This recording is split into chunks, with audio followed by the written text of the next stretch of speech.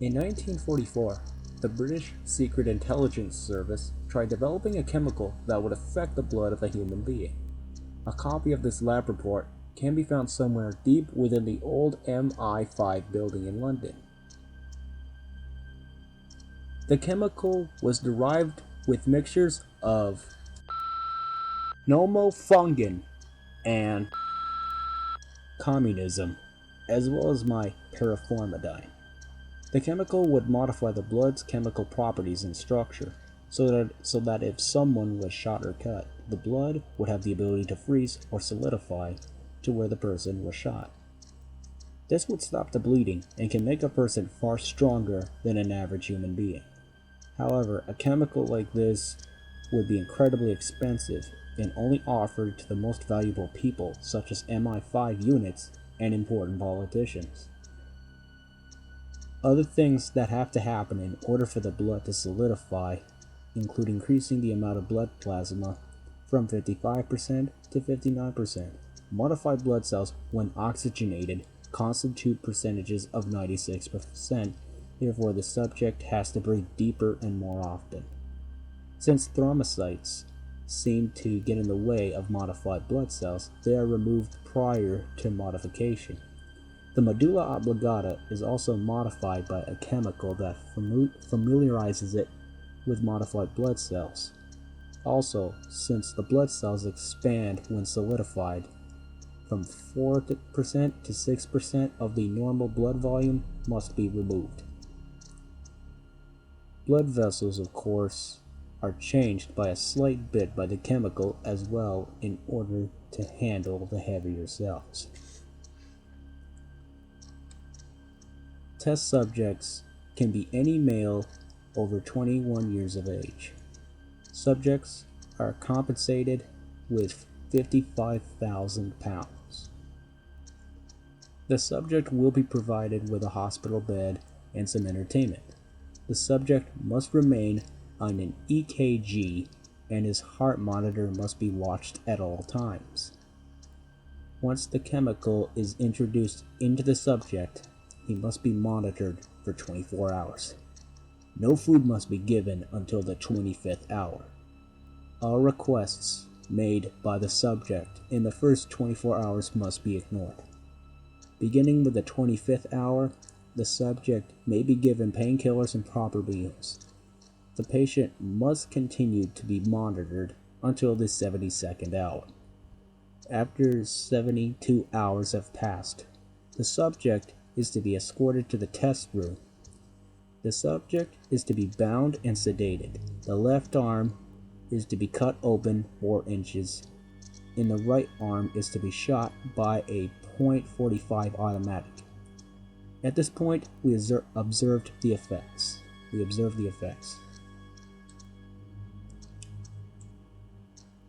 After hour 144, the subject is to be taken to the test room again, and the subject is to be shot in multiple places without sedation. Each place, in effect, is to be observed and recorded.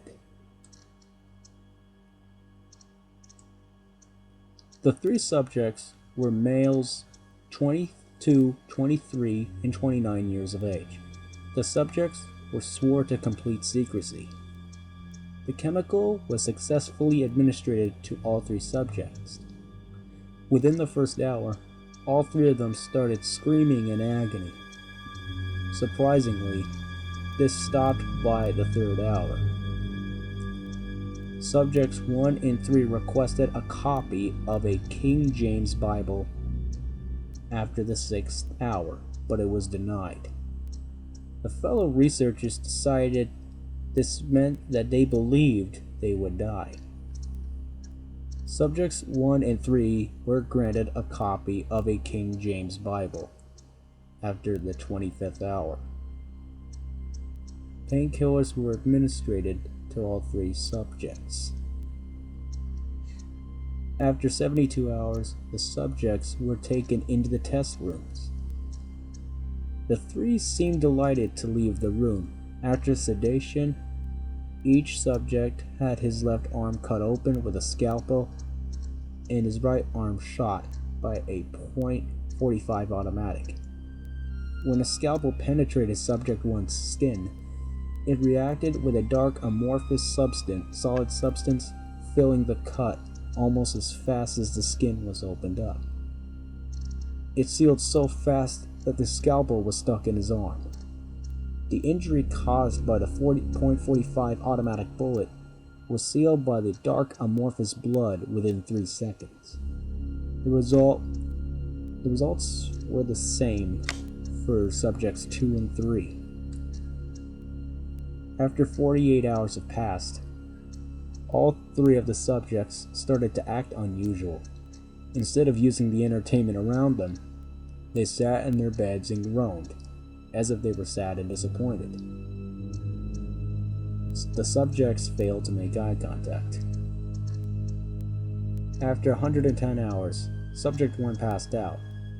Blood tests could not be run because the blood was solid and amorphous. The only thing that was determined was the pH of the blood, which was at 5, was far more acidic than usual.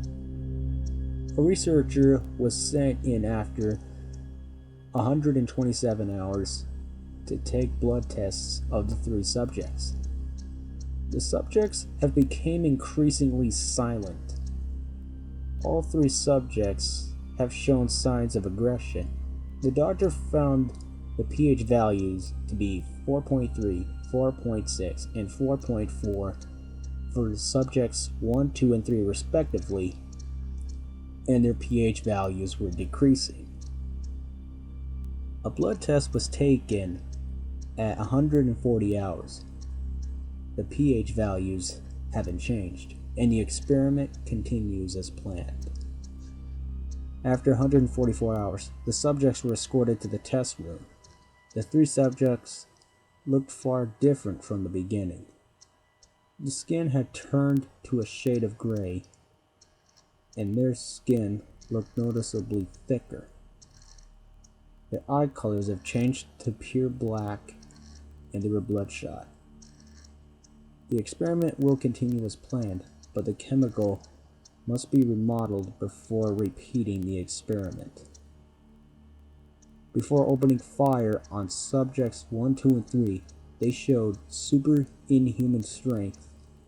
They immediately pounced on their attackers and used their teeth as a most effective weapon. 6 armed men lost consciousness as their attackers touched their skin with their teeth. One man's arm was devoured by the subjects. When the MI5 agents entered to neutralize the room, the subjects were reported to be missing. The chemical must have had a negative effect on the medulla oblongata, causing aggression. The chemical also affected their salivary glands. Superhuman movements were caused by the enhanced blood cells within the muscles. The subject's lust for human flesh is unknown, as well as their locations. Research for this project will be discontinued. Evidence including this laboratory report will be classified as SIS top secret. Wow, I haven't done a experiment related creepypasta in a while, and I gotta say it was pretty good, but not as good as the human, what was it called? The Russian sleep experiment. It kind of feels like a sequel to the Russian sleep experiment, which I did last year, and I gotta say I really enjoyed that creepypasta very much. And this was a little bit more different. It kind of almost feels like it, but it